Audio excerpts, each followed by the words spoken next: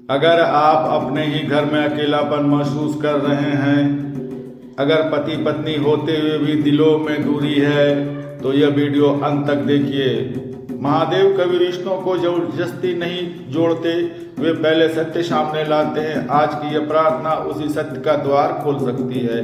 क्या आपने कभी सोचा था कि जिस इंसान के साथ जिंदगी बिताने की कस्में खाई थी, उसी के साथ एक दिन चुप्पी सबसे बड़ी आवाज बन जाएगी।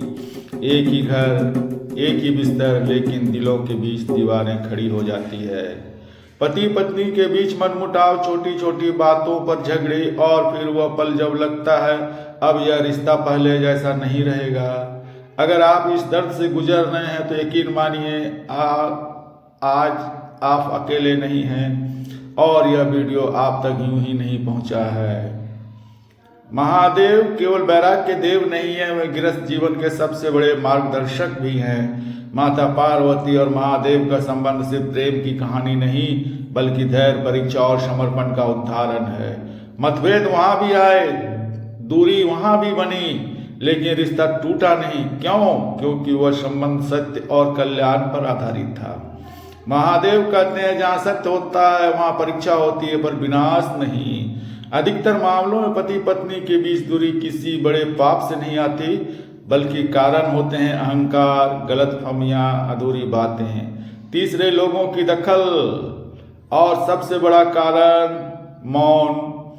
जब संवाद रुकता है तो मन में जहर भरने लगता है, और यहीं से गृह क्लेश जन्म लेता है। अब ध्यान से सुनिए, यह उपाय सरल है, पर भाव से किया जाए तो गहरा प्रभाव डालता है।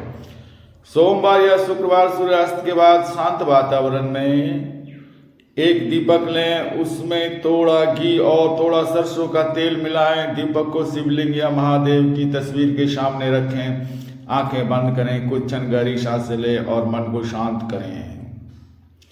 भाव से, बिना गुस्से के, धीमी आवाज में कहें, हे महादेव, यदि इस संबंध में सत्य और कल्याण है तो हमारे बीच की दूरी समाप्त हो।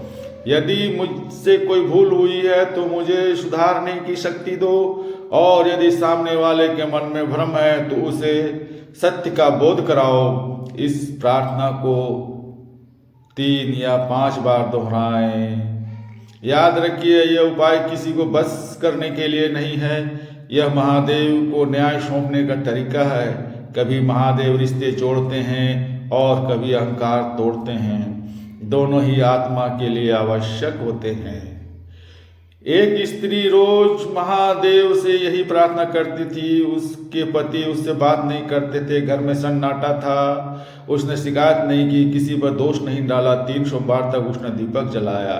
4थे सोमवार के बाद पति ने खुद कहा, मुझे नहीं पता क्यों, पर तुम्हारी बहुत याद आ रही है।